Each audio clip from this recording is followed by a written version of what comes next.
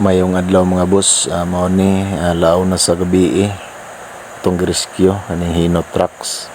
kay nag-standby lang driver karon pagpaandar na dili na maandar nya gisubay na ko mga relay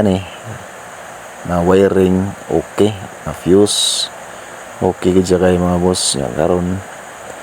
akong gitan-aw ang battery terminal more problema dai niya dos kontak ra na luag kaya sa mga boss. Ako nang hugtan alaunas gabi na nato nag-rescue kay adtuan ta na mukaw man ang customer ato lang gyadtuan kay panabor man